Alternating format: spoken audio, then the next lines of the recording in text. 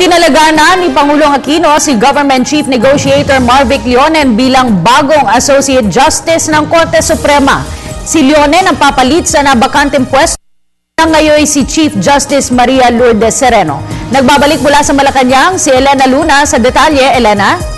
Maraming salamat, Cathy. 4:30 ng hapon, formal na inihayag ni Presidential Spokesperson Edwin Lacerda ang napili ni Pangulong Aquino na bagong mahistrado ng Korte Suprema. Nauna nang sinabi ng Pangulo sa Cambodia na ngayong araw niya ihahayag ang bagong SC Associate Justice.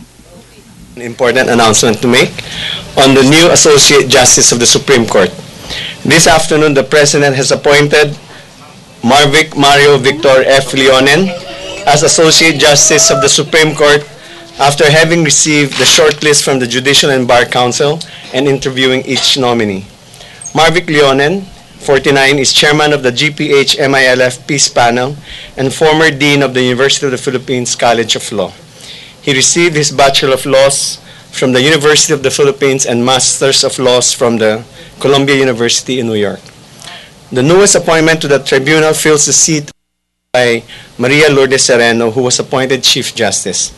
President Aquino views his appointment as a contribution to his vision of an empowered, independent, and reformist judiciary. Dean Leonen had contributed significantly to the cause of a just, dignified, and lasting peace with our Muslim brothers and sisters, while keeping with the spirit and letter of the Constitution. The appointment of Dean Leonen is one that the President views as a lasting legacy of his administration, consistent with his desire of a judiciary imbued with the highest standards of independence, probity, and integrity.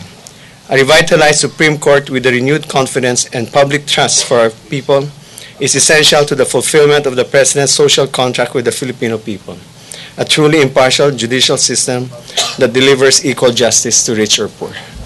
Habang nagaganap ang press conference, nagaganap naman sa palasyo ang panunumpa sa pwesto ni Leonen mismo kay Pangulong Aquino.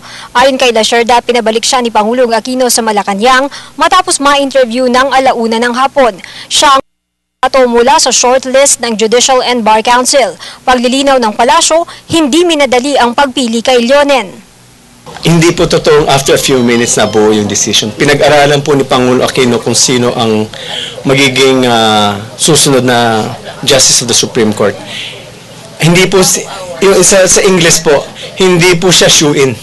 Dahil binigyan po ng pagkakataon lahat ng mga nominees na makausap ni Pangulong Aquino.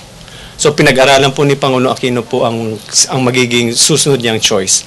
At base sa kanyang pag-aaral sa pag-i-interview sa lahat pong mga nominees, eventually nag-decide po siya na ang pinaka bagay na umupo bilang susunod na Associate Justice ay si Dean Marvic Leonen.